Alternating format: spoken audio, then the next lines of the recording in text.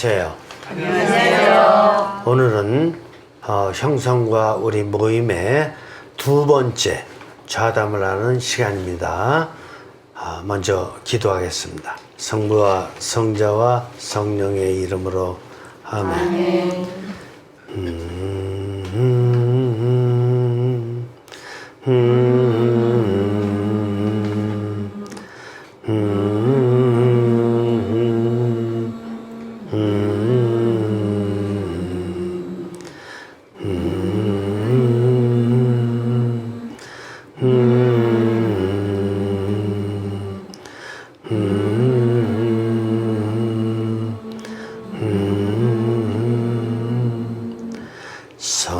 성령이여 성령이여 성령이여 성령이여 성령이여 성령이여 성령이여 성령님. 성부와 성자와 성령의 이름으로 아멘. 우리가 이 모임에서 공부를 한 지 벌써 10달이 됐습니다. 여러분들 수고 많으셨고, 그동안 우리가 공부한 것은 이 도표를 잠깐만 보시죠. 중심에 하느님이 계시면 내가 이웃과 또 상황과 또 더 넓은 상황인 세계와의 관계에서 살았던 삶을 이렇게 원리적으로 15가지 원리에 비춰봐서 공부한 게 형성과학이었어요. 그리고 그동안에 성경을 구약성경, 신약성경을 마쳤는데 구약성경, 신약성경도 배경이 똑같아요. 항상 이렇게 중심에는 하느님께서 계시면서 나와 이웃을 창조하셨고, 그리고 또 내가 머문 상황과 더 넓은 세계 속에서 이루어지는 거죠. 성경의 역사도 바로 이 형성의 장, 이 안에서 이루어지는 것이고, 오늘날 우리들의 삶도 똑같이 여기서 이루어지는 거예요. 인류는 종말 때까지 이 도표에서 벗어날 수가 없습니다. 그러는 가운데 내가 지녀야 할 합치, 인정, 개방성, 초탈의 영적 성향에 대해서 우리가 공부를 해봤었고, 또 이웃과의 관계에 있어서는 연민, 외경, 삼일함, 이런 영적 성향이 왜 중요한지, 또 상황에서는 융화, 순명, 단순함, 세계적인 차원에서는 역량, 확고한, 부드러움, 이런 영적 성향이 무슨 성향? 영적 성향. 정신적 성향이 아니에요. 영적 성향이 왜 필요한지에 대해서 지금 공부해 나가고 있고, 이런 영적 성향이 인간을 변화시키고 세상을 초형성시키는 근본적인 힘이다라는 거. 그리고 이 영적 성향은 어디서 나온 거냐면은 예수님의 삶을 깊이 묵상하고 관상해 보니까 예수님께서 지니셨던 그 성향, 예수님께서 우리에게 가르쳐 주셨던 영적인 가르침, 이것이 바로 15가지 성향으로 나타났다, 이렇게 할 수가 있습니다. 그러면 지금부터 우리가 나름대로 그동안 공부하고 또 기도하고 이렇게 열심히 살면서 느꼈던 바를 시간은 짧지만 간단하게라도 성령님께서 인도해 주시는 거에 따라서 우리가 체험을 나눠보는 시간 갖도록 하겠습니다. 먼저 누가 하실까요? 뭐 순서 없이. 네, 저는 의정부교구에서 온 이은숙 대레사입니다. 그 형성과학의 접근성에 대해서 여쭙고 싶은데요. 그 평생을 일반적으로 이중구조로 살아왔기 때문에 그 성경에서 말씀하시는 사랑해라, 용서해라, 회개해라, 이런 말씀들이 그 등에 진 짐처럼 부담스러웠습니다. 그래도 열심히 성당에 다니고 봉사하고 그러면 구원을 받겠지 하는 막연한 믿음이 지금까지 저를 지탱해 주었는데요. 그러다 신부님의 그 삼중구조 원리를 듣게 되었고 열심히 말씀에 충실해라. 그러다 벽에 부딪힐 터인데 그때는 성령님께 문제를 봉헌하고 그분의 처사를 따르라 하셨습니다. 그러나 여지껏 그렇게 살아보지를 않아서 실질적으로 생활에 적용하기란 생각처럼 쉽지가 않고요. 더군다나 막상 사건이 생기면 고민하기 바빠가지고 어떤 신부님께서 가르쳐 주신 그 원리들은 그냥 이미 없어지고 고민하고 있는 저 자신을 발견하면서 그렇지만 삼중구주의 삶을 살고 싶다 그런 원의를 이렇게 갖고 이렇게 지금까지 오게 되었는데요. 그래서 조금 더 좀 이렇게 우리 실생활에 적용할 수 있는 그런 방법들이 되어서 진짜 그러니까 본당 신부님의 그 교육을 삼중구주의 원리를 듣고 보니까 주변에 그런 분들 이런 분들이 정말 이중구조의 그런 삶을 살고 있구나. 우리가 어떻게 지금 이렇게 다 이중구조로 살고 있지? 삼중구조의 사람들이 그렇게 성당에 많이 다니고 오래 다녀도 왜 그렇게 안 되지? 라는 그런 안타까움, 물론 저를 비롯해서 그런 생각이 들었습니다. 그래요. 이 아주 중요한 문제를 지적하셨는데 우리가 용서하라, 사랑하라, 희생하라 뭐 이런 거 같은 거 어린 시절부터 많이 들었거든요. 그런데 아주 어린 시절 들은 것은 뭐로 들었냐면은 귀로 들었어요. 그 귀로 들었다라는 거는 육신으로 들은 거예요. 그러다가 청소년 시기가 되면은 또 선생님을 통해서라든가 이렇게 많이 듣게 되는데 그때는 또 뭐로 들었죠? 정신으로 들었어요.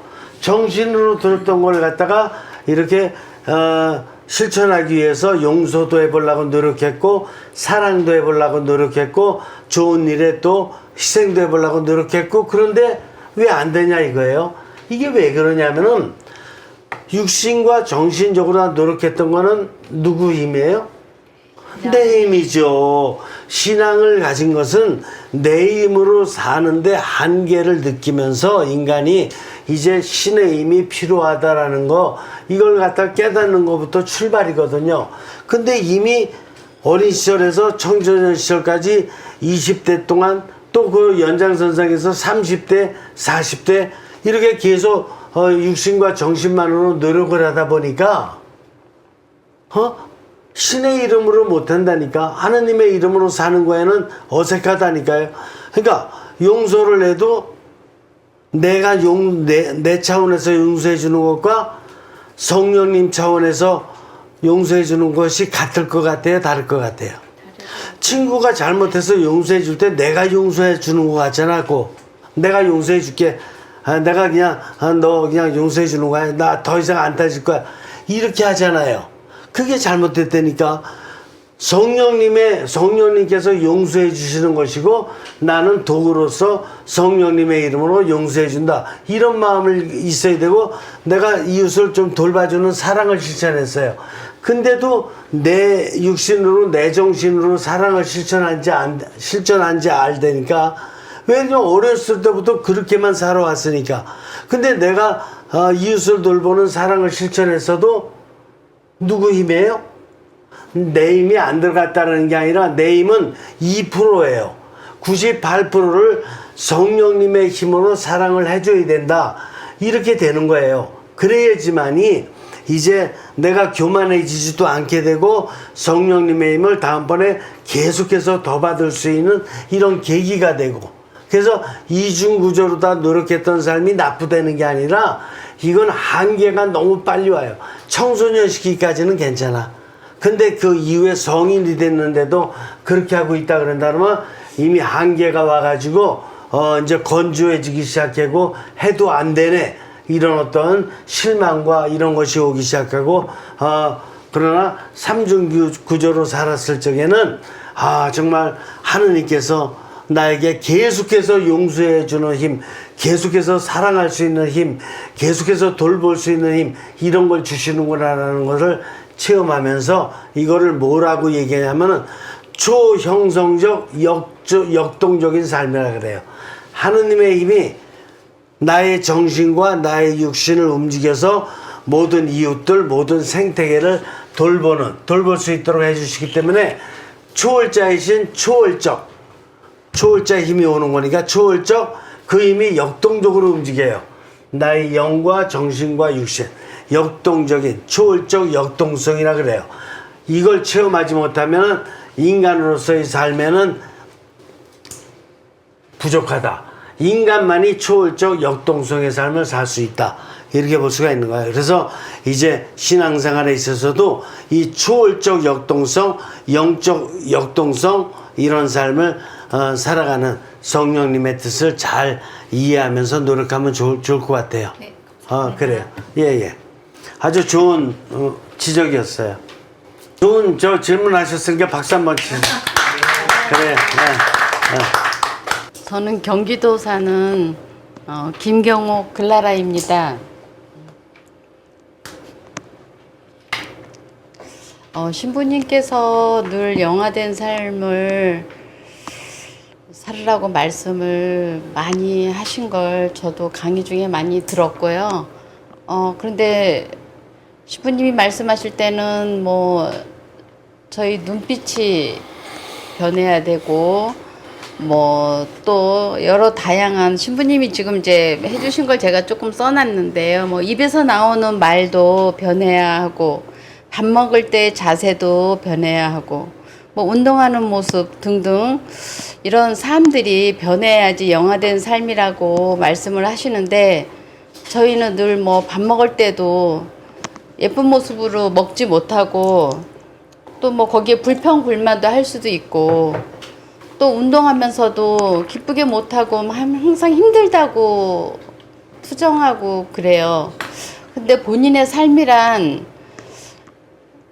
정말 영화된 삶을 산다라고 어떻게 해야지 사는 건지 잘 모르겠고 늘 내 안에 성령님이 계시다고 생각하고 가는 장소마다 늘 계셔서 감사합니다. 입으로는 하지만 저희 진정 마음속으로 성령님의 그 감사와 성령님이 내려주신 모든 것들을 우리가 얼마나 잘 헤아리고 살 수 있는지 거기에 대해서 많이 부족합니다. 신부님의 바른 말씀 해주시면 감사하겠습니다.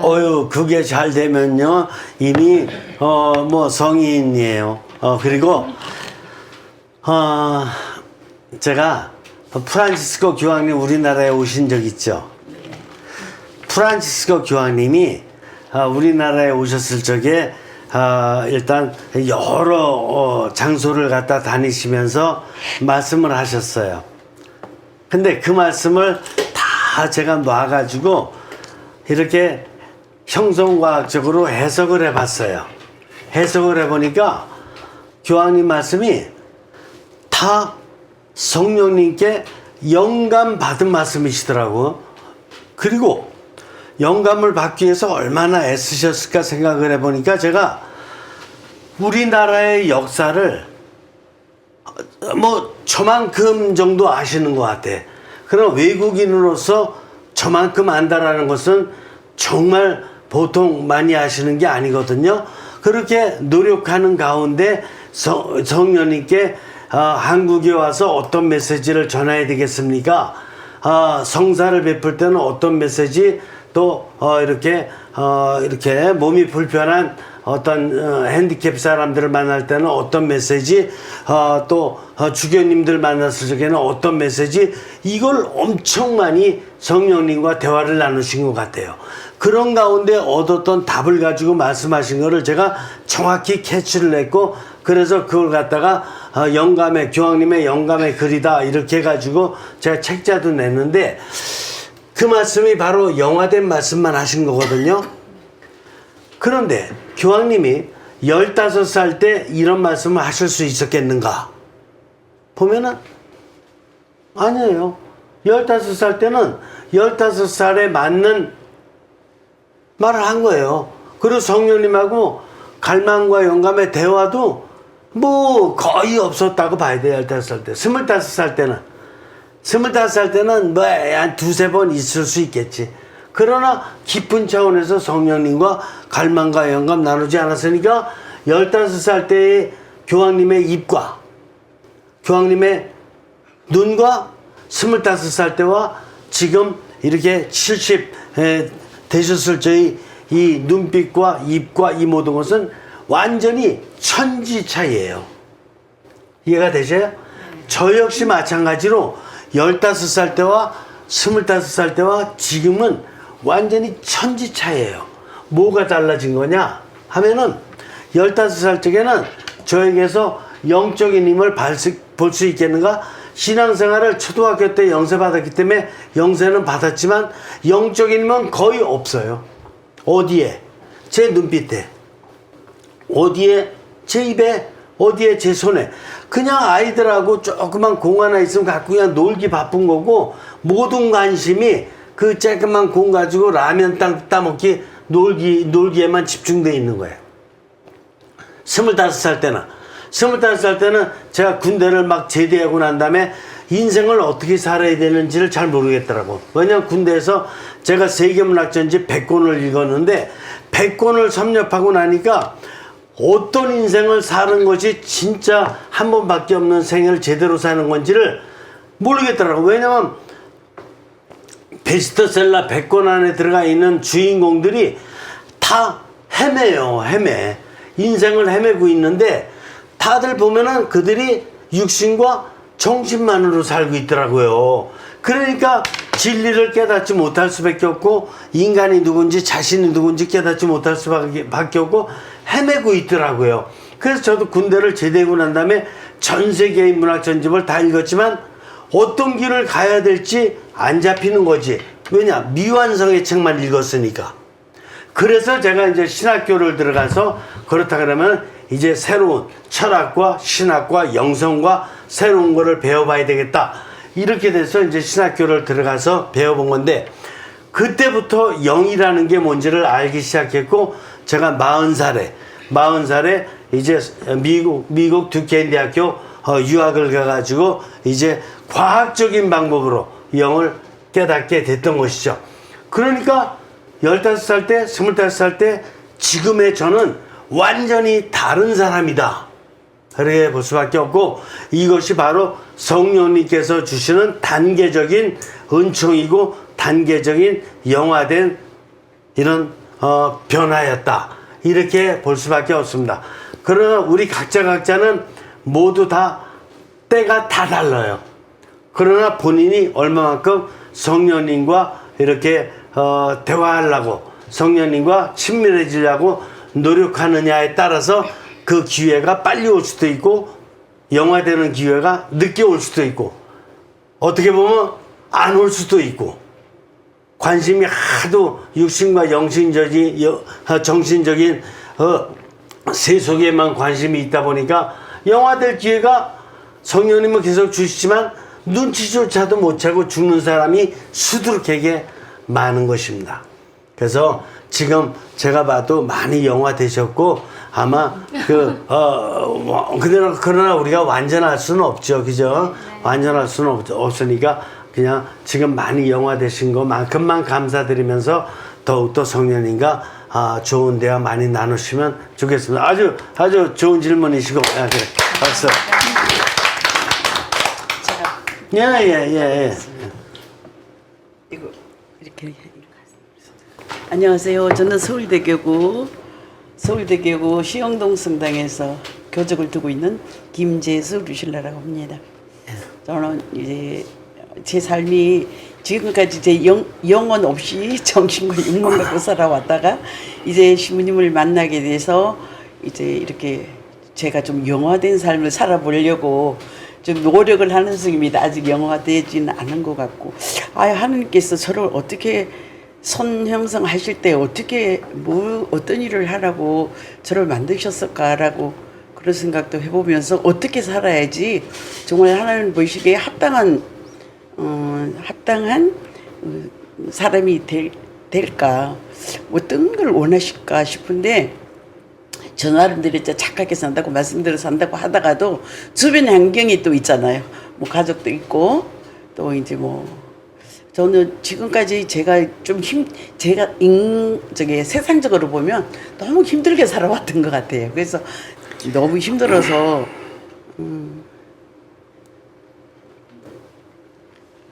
힘들게 살아왔는데 이제 신부님 만나서 여기가 이제 세상이라는 가고 싶지 않고 여기저기 토요일에 오는 게 제가 이제 시간이 허락하거나 여건이 허락하면 꼭 참석을 하고 싶고요. 여기 오면 원래 재밌어요. 재미있고 감사하고 그러니까 어디 가도 이런 말씀을 들을 수는 없는데 제 자신이 어떻게 이런 영화된 삶을 살고 착하게 살까?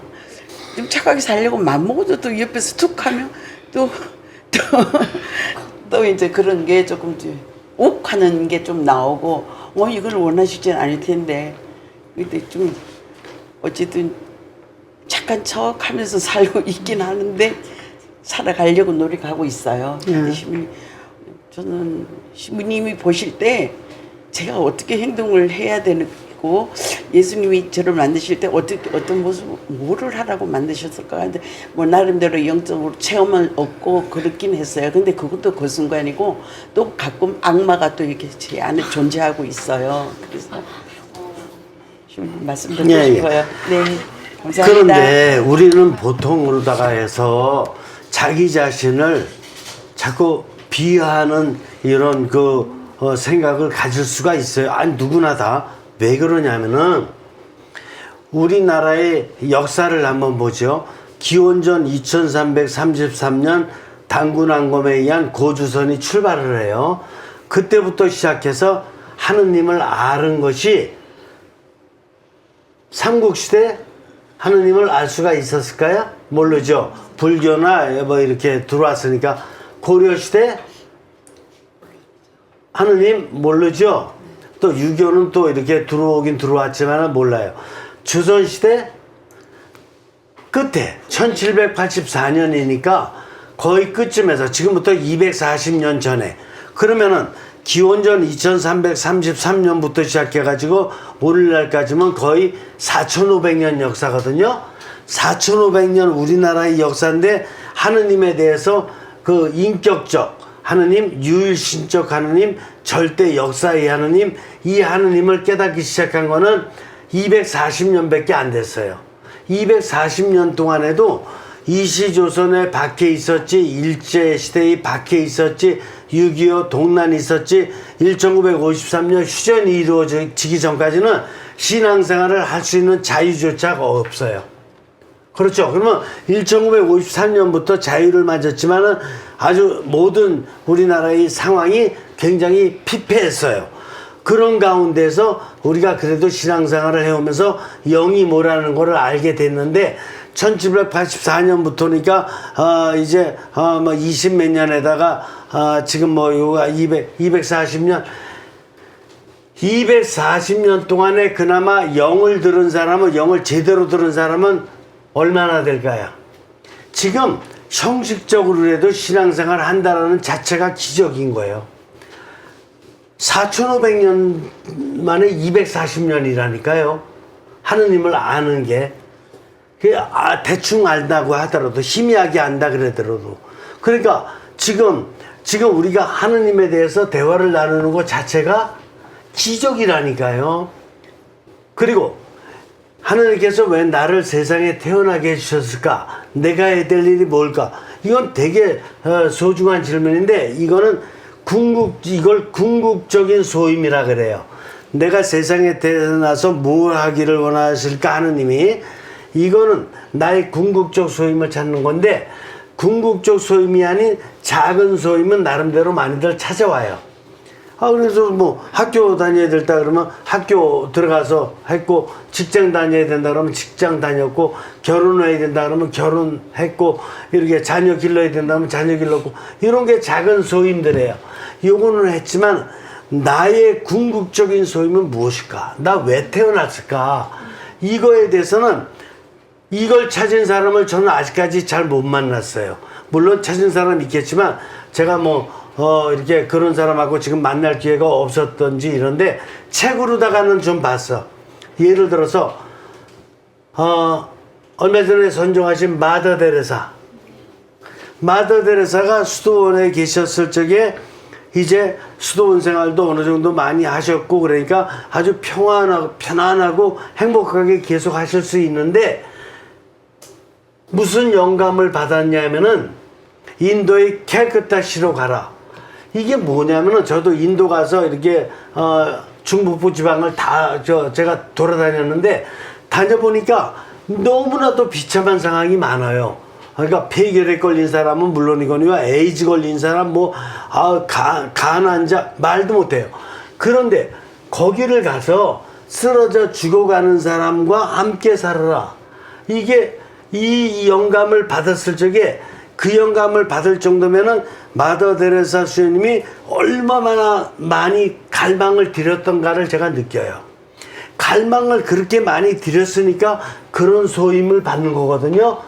이게 마더 데레사 성녀의 마지막 궁극적 소임이에요. 그래서 당신이 애들 마지막 소임을 찾은 거야 이제. 그래서 거기 가서 사랑의 성교 수도회를 창립까지 했고 그러면서 그 당신의 마지막 소임을 완수하셨는데 그분이 무슨 돈 가지고 하거나 이랬던 게 아니에요.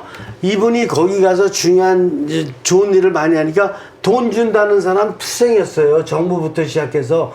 근데 그걸 안 받았거든. 왜냐면은 하느님의 힘으로 돈을 주는 게 아니고 자기들 마더 데레사 수녀님이 점점 알려지고 명성이 높아지니까 자기네들도 덤으로 명예 얻도록 명성 얻으려고 주는 돈 거기서 한 푼도 안 받아요. 한 푼도 안 받으니까 전 세계 사람들이 깜짝 놀라가지고 이 일은 해야 된다. 그래서 전 세계에서 협조가 오니까 그거 정부에서 주는 것 좋고 또 명예를 살리기 위해서 기업인들이 주는 것 좋고 이까지인가 안 받은 게 오히려 100배 이상의 이런 그 수입을 가지고 큰 일을 전 세계적으로 해낼 수 있는 이런 분이 되신 거거든요. 그래서 궁극적 소임을 성취하셨다. 또 어떤 분 얼마 전에 선종하신 교황님 요한 바오로 2세 교황님 돌아가시면서 뭐라 그러셨죠? 이러셨어요. 돌아가시면서 나는 여러분들 다 아시잖아요. 돌아가시면서 마지막 당신의 마지막 소임을 말씀하신 거예요. 나는 행복합니다. 여러분도 행복하세요. 이게 당신께서 하실 마지막 소임 말씀이에요. 다른 거 뭐 육신과 정신적인 얘기 이런 거 하는 게 아니고 삼중구조의 영화된 어떤 그 모습으로 나는 행복합니다. I am happy in Holy Spirit. 나는 성령님 안에서 행복합니다. 당신들도 행복하세요. Be happy in Holy Spirit. 성령님 안에서 당신들도 행복하세요. 이 말씀 남긴 게 당신의 마지막 소임이에요. 그러니까 마지막 소임을 언제 우리가 깨달을 수 있다라는 건 정해진 거 아니고 계속해서 성령님께 자주 갈망을 드리고 영감을 받고 그리고 제가 보더라도 영을 갖다 모르고 살으셨다라 그러지만 이미 지금 말씀하시는 내용 자체가 다 영적인 말씀을 중심으로 말씀하신 것이고 정말 모습도 그동안 많이 변화되셔서 그러는지 모르겠지만 교황님 비슷해요. 자 박수. 저 행복한 모습이잖아요. 그렇지 않아요? 맞아요. 저는 거짓말 그런 건 안 해요. 그래. 또 네 그래요. 네, 안녕하세요. 저는 수원교구에서 온 양유경 카타리나입니다. 2000년 전 우리 하느님께서 주신 그 영적인 가르침 마테오복음을 신부님께 배우면서 저도 힘든 사람을 만날 때 잠깐 기도해 주고 문제를 함께 고민해 주게 됐습니다. 그래서 제가 힘든 아이들을 만나는 일을 하고 있는데 어떻게 하면 하느님을 중심에 두고 사랑을 실천하며 살 수 있는지 궁금합니다. 우리가 살다 보면은 안타까울 때가 많아요. 그 안타까운다는 게 뭐냐면은 이게 연민이거든요. 나와 이웃 관계에 있어서 내가 연민을 받아야 될 때도 물론 있겠지만 연민을 주고 싶다 이럴 때 이런 걸 느낄 때가 많거든요. 더더군다나 지금 말씀 들어보니까 어린 아이들과 상대하는 것 같은데 어린 아이들을 갖다 볼 적에는 너무나 여러 가지 육신적인 면에서도 나약한 점이 있고 정신적인 면에서 특별히 나약한 면이 있고 영적인 면에서는 거의 일빵빵 100%일 것이고 이런 상태거든요. 그러면은 내가 어떻게 도와줄 수 있을까? 예를 들어서 만약에 성인일 경우에는 어떤 뭐 정신에 고장이 나가지고 정신병이 들렸다든가 이렇게 되고 그러면 심리학적 상담법이라든가 심리학적 테라피를 통해서 도와줄 수 있는 방법도 어느 정도 갖고 있고 이렇게 되지만 어린아이들인데 좀 연민스러워서 그렇지 병난 건 아니거든요. 정신이 고장난 건 아니거든요. 부족한 것 뿐이지. 그래요. 그러나 이 아이가 이제 청년이 되고 이 아이가 성인이 돼도 부족함이 있을까 없을까요? 있을 수도 있고 그렇죠. 없을 수도 있습니다. 아니 없을 수는 없어요. 인간은 죽을 때까지 연민스러운 거야. 그러면 나는 연민스럽지 않은가? 하느님이 성령님께서 보시기에는 나도 연민스러운 거 투생이야. 지금 자매님이 지금 아이들 조그만 아이들조차도 돌봐줄 수 없을 정도로다가 그렇게 여러 가지 면에서 안타까워하는 자체가 연민스러운 거야. 그러니까 의사들도 다 연민스러워요. 오는 환자들을 갖다가 자기가 자기 분야의 사람들을 다 치료해 주고 싶은 거잖아. 근데 치료해 줄 수 있을까요? 없죠. 연민스러운 거야. 그러니까 우리 인간으로 태어난 이상은 죽을 때까지 우리는 연민스러운 존재로 살아가도록 이게 인간의 본질이에요. 그런데 나는 연민스럽지 않으냐? 마치 더더군다나 이중구조로 사는 사람은 자기가 뭔가 재력이나 학력이나 권력이나 이런 거를 갖게 되면은 이제 나는 이만하면 살만한 거 아니야? 나는 웬만한 사람보다 다 나은 거 아니야? 이런 환상에 떨어져서 있는 사람이 많아요. 그러나 그럴수록 그 사람의 내면 들어가 보면 내면의 정신이 썩은 데가 얼마나 많은지 그런 가운데 정신이 썩으면 육신이 같이 썩거든요.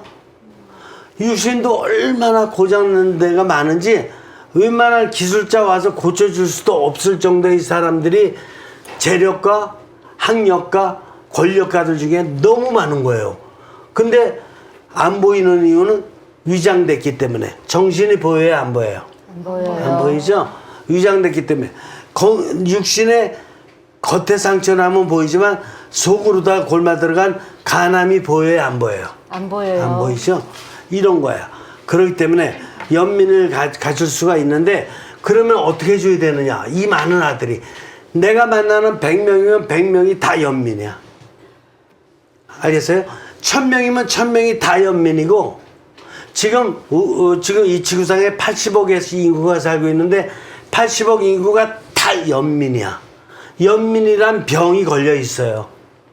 죽기 전에는 안 고쳐지는 거라니까 이거는 하느님이 그렇게 선형소 시켜 놓으신 거라니까. 그러나 어떻게 치료하는 방법이 있느냐 하면은 이게 이제 필요한 거예요.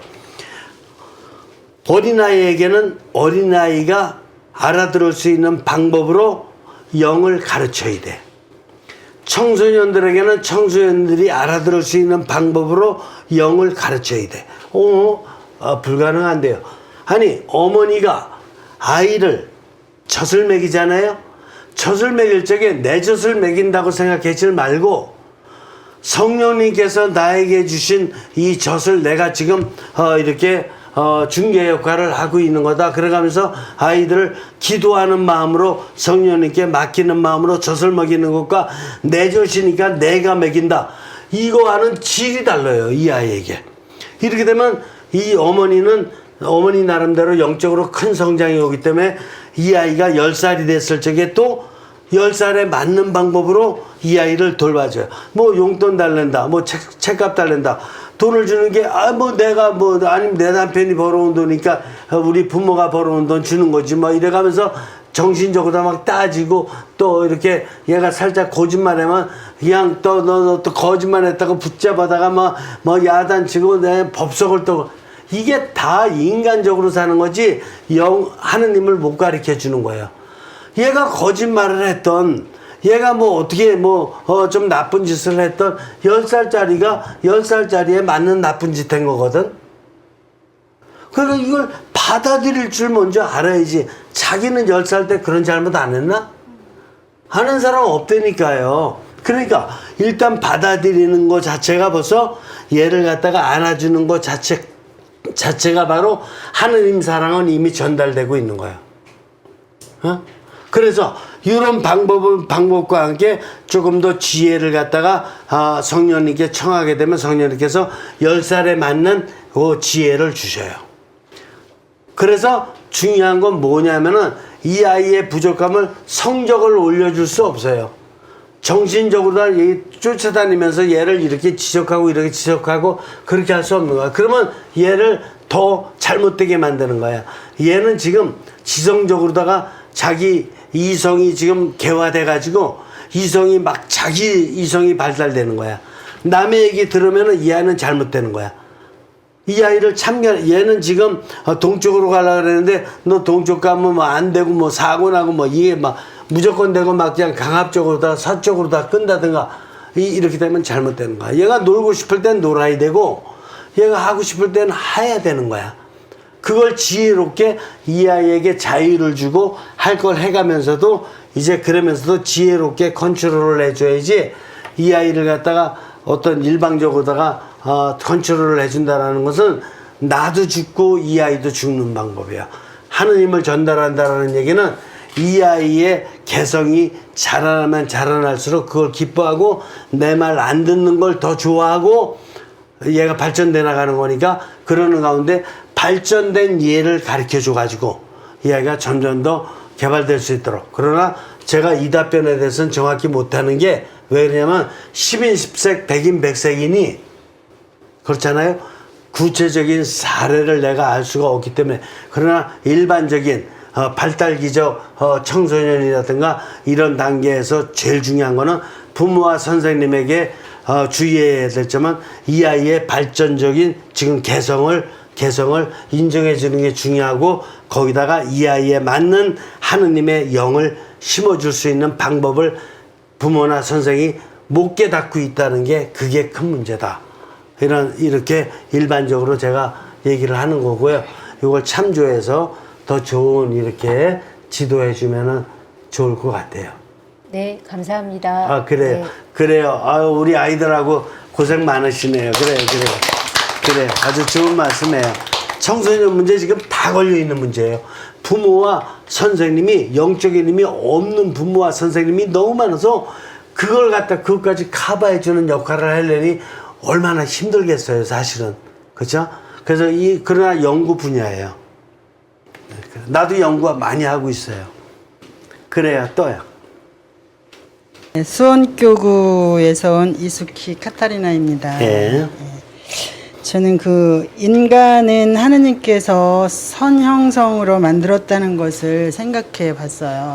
그런데 하느님께서 사람을 만드셨다는 것 저희 성경 창세기에서 많이 봤습니다. 그래서 성경 창세기 1, 2장에서 보면 하느님은 당신을 닮은 모습으로 사람을 만드셨다 하시고 또 다른 설화에서 보면 남자의 갈빗대를 뽑아서 여자를 만들었다고 하는데 정말 그 내용 그대로 읽으면 설화 같죠. 설화로 받아들여지지만 그래도 저는 성경 공부하면서 하느님께서 직접 당신께서 만드셨다는 창조로 받아들였고 그리고 믿어왔습니다. 이제 그러면서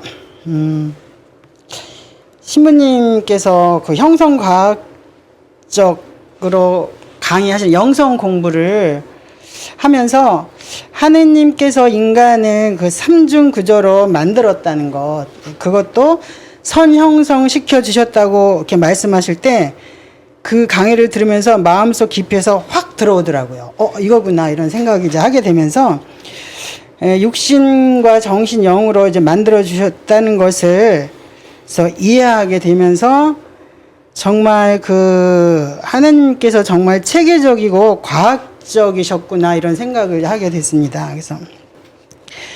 그래서 제가 현 삶에서 보면 그 오래전에 그 성경이 쓰여지던 그 시대나 지금 현재 제가 살고 있는 이 시대에서나 그 인간의 삼중 구조 안에서 이웃과 어떻게 관계 맺고 잘 살아가야 할까 이런 것을 이제 때론 가끔 뭐 불협화음이나 생기거나 하면은 좀 더 깊게 이제 묵상을 하게 되는데요.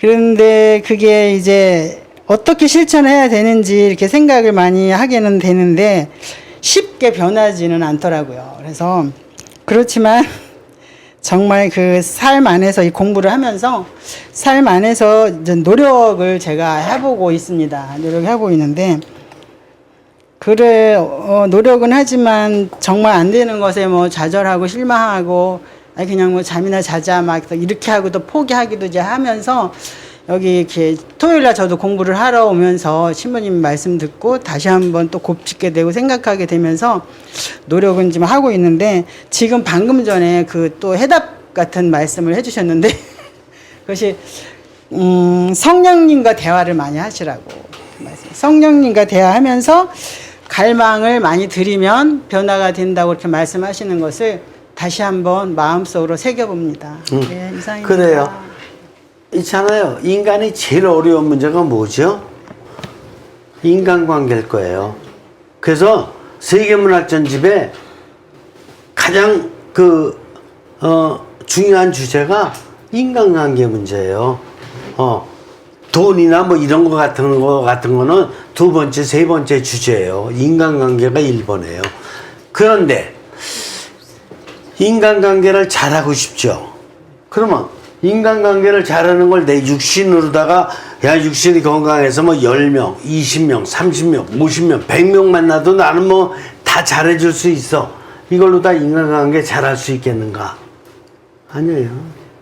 내가 정신적으로다가 공부를 많이 했어. 뭐 책도 많이 받고 뭐 정보도 많아. 아주 인터넷 통해서 뭐 아주 그 많은 사람들의 인포메이션도 내가 많이 갖고 있어. 그러면 인간관계 잘할 수 있을까요? 이게 육신과 정신적으로다가 인간관계를 잘할 수 있는 게 아니에요.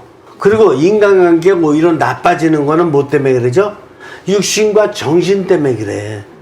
오히려 육신을 너무 많이 움직였다든가 정신을 너무 많이 써서 너무 많이 말을 한 거야. 그 바람에 인간관계가 나빠지는 거거든요. 있잖아, 조용히 침묵하고 이렇게 있는 사람 인간관계 나쁜 거 봤어요? 거의 없어요. 그런데 뭐냐 하면은 스피리추얼 키를 이미 말씀하셨어. 뭐야? 인간관계 잘하려면 뭐를 잘해야 돼요? 나와 성령님 간의 관계가 끈끈해야 돼. 붙어 있어야 돼요. 이게 붙어 있으면은 성령님과 이렇게 붙어 있는 이런 모습 갖고 어떤 사람이 와서 시비할 것 같아요? 아니요. 못 하는 거예요. 시비를 못 한다고 그냥 그리고 시비해도 성령님과 붙어 있으면 성령님께서 이렇게 슬슬슬슬 이렇게 코치를 해주실 거 아니야? 그렇죠. 안 그럴까? 그렇죠. 성령님이 코치해 주시는데 이제 어떤 코치해 주실까요? 가서 너도 그냥 한마디 해라고? 너도 그냥 복수하라고? 아니 이중구조는 그런 식이라니까. 내 명령이라는 건 항상 그런 쪽이야. 왜냐면 지지 않는 게 일이니까.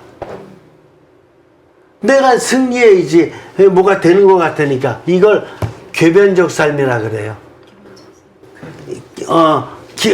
기원 전에 궤변학파가 있었잖아. 궤변학파. 그냥 논쟁하고 싸매고 그래서 이기면 되는 건 줄 알고. 소크라테스, 플라톤, 아리스토텔레스 바로 직전에. 궤변학파. 이런 궤변적인 삶을 사는 사람들이 지금도 많아요. 이게 이중구조의 상징이야. 그런데 성령님하고 끈끈하면은 일단 문제가 안 생겨. 가만히 있으면 된다니까. 방법도 너무 쉬워요. 그냥 있으면 돼요. 있으면 내 편안해서 되고 성령님으로부터 받는 게 다 선물이거든요. 은총이고 무슨 은총? 이거야. 합치.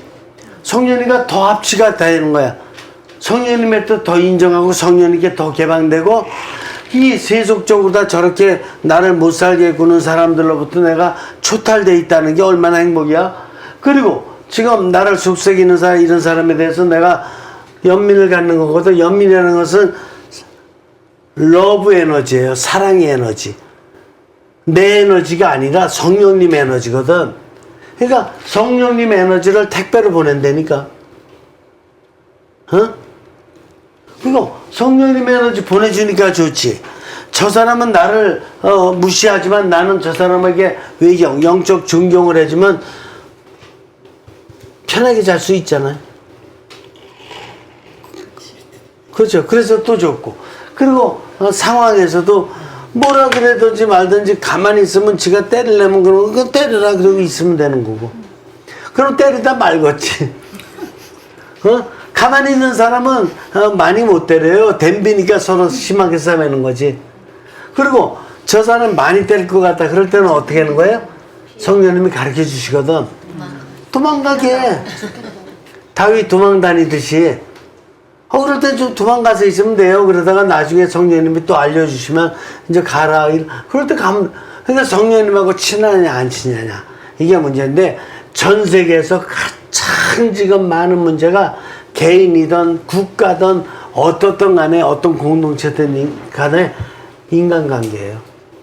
그러니까 우리 잘해나가자고요. 형성과학자답게 차근차근 잘해나가면 되고 힘든 건 틀림없는데 힘든 가운데 나타난 게 형성과학이에요. 너무 잘못 살으니까.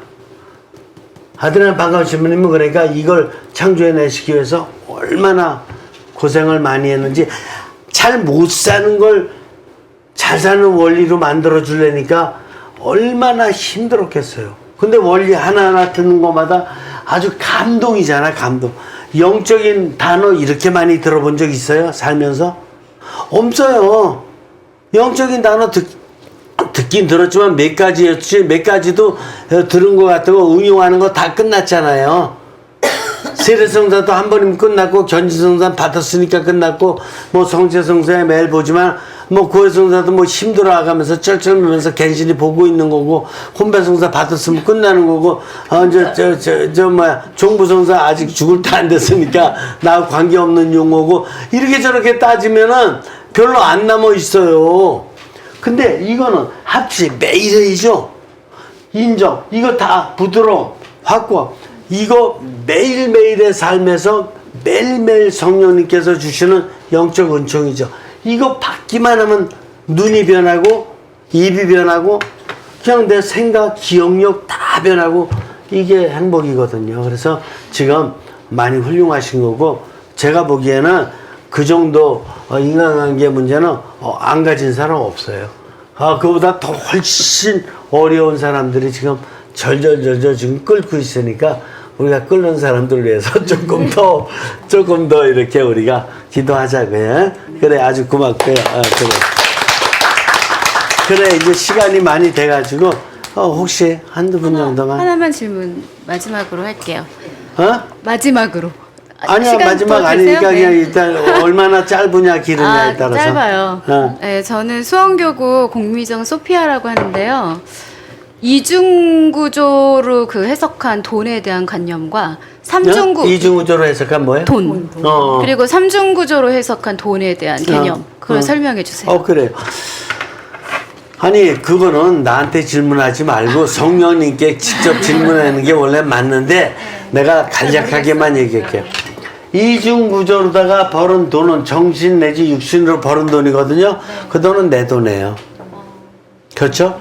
그러나 이게 지금 내가 지금 살고 있는 집, 내가 지금 갖게 된 직장, 내가 지금 이렇게 계약하고 있는 이 사람, 이런 사람들을 성령님께서 연결해 주신 라인으로다가 이렇게 본다 그러면 성령님께서 이런 라인을 통해서 나에게 이런 어떤 재정이라든가 이런 것도 이렇게 나에게 이렇게 충족시켜 주시는구나. 이렇게 생각하면 이게 삼중구조의 돈이고 삼중구조의 돈은 내 맘대로 쓰기 어려워요.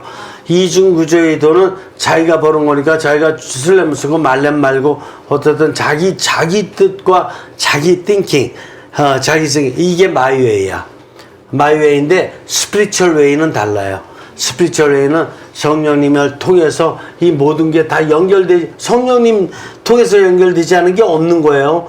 근데 이중구조는 이걸 갖다가 모르는 척하고 제껴버리고 성령님 잠재워 놓고 나서 지 맘대로 막 돌아다니니까 그런 거지. 근데 삼중구조로 사는 사람은 성령님 거기 때문에 쓸 때도 광채 나겠어요. 무슨 광채가? 성령님의 광채가. 이중구조는 자기 광채 내다가 일찍 죽어. 이걸 얼리데스라 그래. 일찍 죽는 거를. 얼리데스. 쓸 때 보고하고 쓰면 돼요. 아, 성령님께. 그럼 성령님하고 직접 물어봐요. 내가 어떻게 보고 드려야 되는지 아닌지. 성령님하고 이렇게 대화 나누세요. 그래, 또.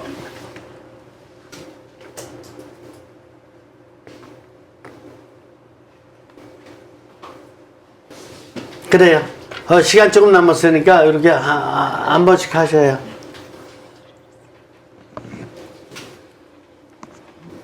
일단 신부님께 정말 많이 감사드리고 싶어요. 성령님께. 저는 광명에 있는 이인숙 베로니카라고 합니다. 정말 저도 열심히 산다고 사는 게 육체와 정신이 정신적으로 사는 게 최선을 다해서 사는 거라고 그동안 그렇게 알고 있었어요.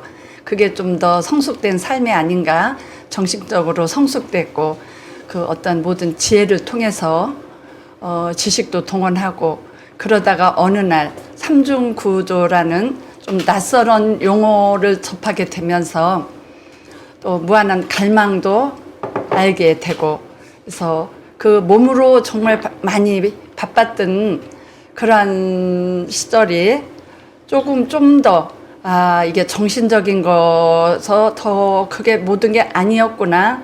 영적인 게 많이 영적인 영적 독서, 영적 영화된 삶 그러면서 그게 참 낯설게 여겨졌는데 지금은 하나하나 조금씩 이제 눈을 떠가는 그런 거에 대해서 정말 많이 무한히 감사드립니다. 그 조금 전에 잠깐 제가 한번 좀 웃은 생각이 잠깐 들었던 게 뭐냐면은 얼마 전에 저희가 성령 세미나를 했는데 그 중에서 어떤 자매님이 하시는 말씀이 제발 나한테는 성령님이 오시면 무서워서 안 된다고 제발 오시지 말라고. 그래서 좀 많이 생각이 잠깐 스쳐서 이제 좀 저 혼자 웃었는데요. 제가 그동안 이렇게 살면서 봤던 게 저가 정말 그 성령님을 느끼고 살았는가? 현재 제 곁에 성령님이 계신가? 그런 생각을 못 하는데 좀 지난 생활을 하나하나 더듬어 보면은 정말 성령께서 인도하셨기 때문에 내가 오늘날 이렇게 잘 지켜왔고 살고 있고 그 이끄심에 계속 살았다는 그런 생각이 많이 들어요. 그리고 잠시 또 스치는 생각 중에 하나, 사순 때 제가 하는 일이 좀 사람들 약간 이렇게 이제 그 어려운 사람들을 돌보는 일인데 그 사순에 저한테 보내주신 어떤 분을 제가 만났을 때 저 사람은 정말 제가 모든 것을 다 계산하지 말고 내가 마지막 나한테 주신 선물이 아닌가? 그분은 2개월이라고 그랬어요. 남아있는 삶이. 근데 저한테 왔을 때 이제는 내가 무슨 어떤 그런 거를 계산하지 말고 정말 내가 마지막 봉사해야 되는 길이 아닌가 싶어서 그분한테는 내가 모든 것을 다 정말 온 힘을 다해서 그분과 저와 나는 당신을 살려주면 되고 당신은 사는 게 목적 아니냐. 우리 둘의 목적은 일치하지 않냐. 그랬는데 그럴 때 저는 정말 감사드려요. 성령님께서 인도하셔서 저를 이끌어 주시지 않았는가. 그분은 지금 2달이 훨씬 지났어요. 너무 좋으세요. 그래서 그분의 얼굴을 보면서 내가 이런 데서 조그만 그러한 보람을 느끼는 거 아닌가. 정말 그분과 저의 어떤 그런 갈망으로 인해서 그러지 않았는가, 좀 그런 생각이 좀 맞는지는 모르겠어요. 근데 제가 그런 영적인 거에 대해서 좀 많이 모르고 살았었어요. 그런 단어 자체를 사용한다는 걸 잘 몰랐었는데 이제 정신을 뛰어넘어서 이제 좀 그런 영적으로 걸어가는데 많이 저를 이끌어 주셨다는 거에 대해서 많은 제 자신에 대한 연민도 느끼고 무한한 감사를 드립니다. 예, 그래요. 성령님께서 감사하다 그래야 될 것 같아. 지금 말씀은 성령님께 드린 말씀이지 뭐 제가 들어야 될 내용은 아닌 것 같고요. 영적 독서보다 더 중요한 것은, 도서책보다 더 중요한 것은 내 손가락이에요. 내 손가락에 영을 발견하지 못한다 그러면 영적 도서 100권 해봐야 소용이 없어. 내 다리 하나가 중요한 거예요. 다리를 가지고 영적 도서 할 줄 알아야 되고, 내 눈썹 갖고 영적 도서 할 줄 알아야 되고, 내 어깨 갖고 영적 독서를 할 줄 알아야 돼. 그리고 모든 영적 독서한 거는 바로 내 몸으로 들어와야 돼. 내 육신과 내 정신으로. 그래야지 그게 영의 힘이에요. 영에 대해서 깊이 있게 자꾸 들어가면은 결국 나로 들어오게 돼 있는 거야. 또, 자, 시간이 이제 거의 다 됐으니까, 이제, 뭐, 한 분 남았나?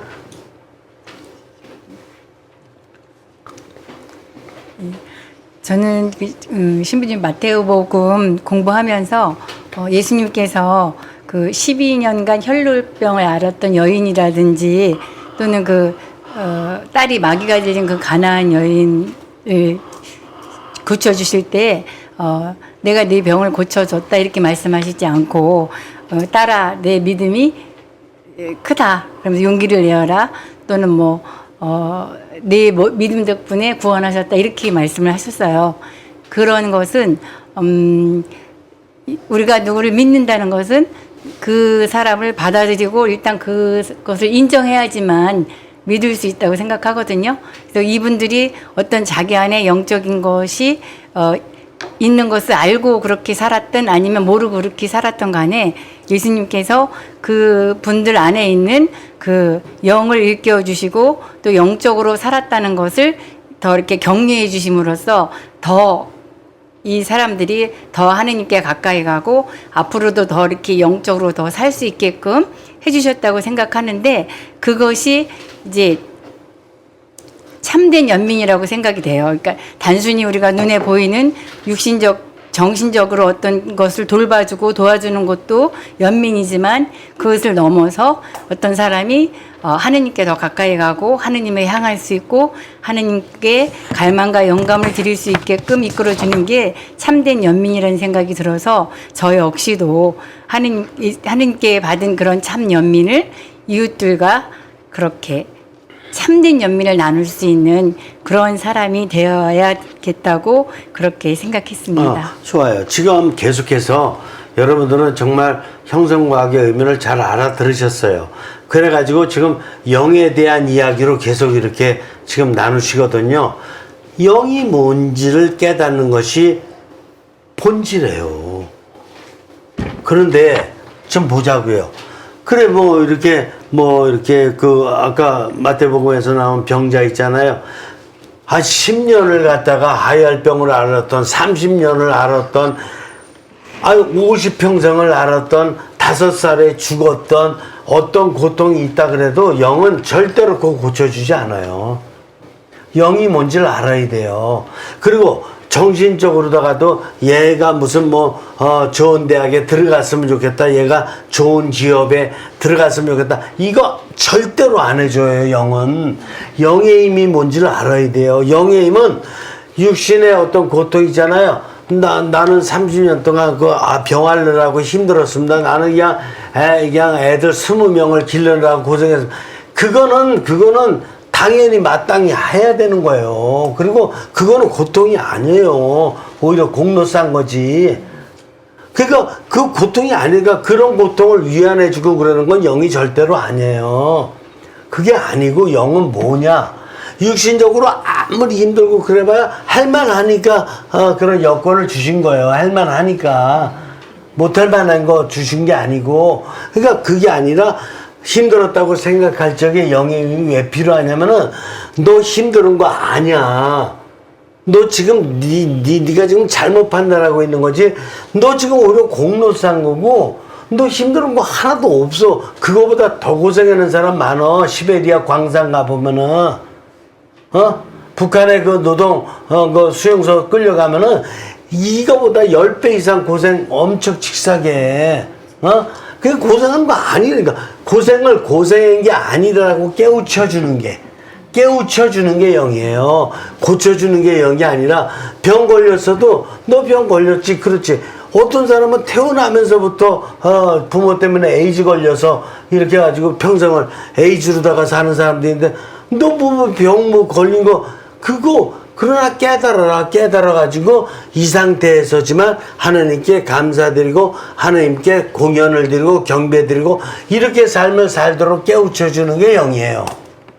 정신적으로라도 갑자기 뭐 공부도 안 하고 찔찔이 놀기만 하고 그랬던 게 뭐 갑자기 뭐 대학에 뭐 폭 들어가가지고 막 그러면 뭐 놀랄 거다. 아니야, 그거는 잘못된 거야. 그건 병이에요. 안 되는 거야. 그런 건 영이 하는 게 아니야.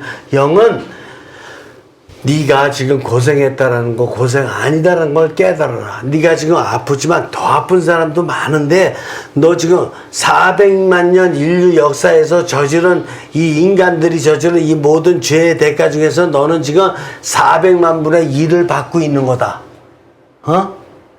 1을 받고 있는 거다. 그걸 400만 분의 1을. 인류 역사에서 얼마나 잘못해. 너 지금 그것도 안 받고 너도 지금 불평하고 그러면 너 후손을 위해서 또 잘못된, 너도 잘못된 죄인밖에 안 되는 거다, 이게. 그러니까 생각을, 깨달음을 영적으로 좀 깨달을 수 있도록 깨달음을 주는 게 영이지, 육신, 정신이 잘 되게 해주는 게 절대로 아니다라는 거를 알아들어요. 그런데 이 깨달음을 얻어서 성령님 깨달음 속에 있게 되면은 육신도 더 좋아지고, 정신도 더 좋아지고, 이런 게 이제 축복이고, 돈도 더 잘 벌리고. 왜? 이런 깨달음 속에 살으니까 everybody love him. everybody love her. 모든 사람들이 다 좋아하잖아. 그 사람 쪽으로 모이잖아. 모이니까 잘 될 수밖에 없는 거죠. 이게 영이에요. 잘 안 될 때도 행복하니까. 돈 안 벌리면 어때? 안 돼도 행복한 모습으로 있으면 그 사람 참 다른 사람들이 존경하고 배울만 하니까 그 사람 쪽으로 모일 거 아니에요? 안 그려? 네. 그려? 네. 오늘 처음 왔는데 한번 얘기할 거예요? 안 할 거예요? 네. 오늘 그냥 듣기만 한 걸로 다음번에 한다고요? 네. 그래, 알았어요. 자, 그러면 오늘 수고 많이 하셨고, 이제 1시간 됐으니까 우리 마무리해야죠. 함께 기도하고 끝내겠습니다. 성령님께 감사 기도 드리면서 하겠습니다. 성부와 성자와 성령의 이름으로 아멘. 어머니여, 어머니여, 어머니여, 어머니여, 어머니여, 어머니여, 어머니여, 어머님. 성령이여, 성령이여, 성령이여, 성령이여, 성령이여, 성령이여, 성령이여, 성령님. 성부와 성자와 성령의 이름으로 아멘. 우리 뭐 다 같이 감사의 박수. 네, 수고들 많이 하셨어요.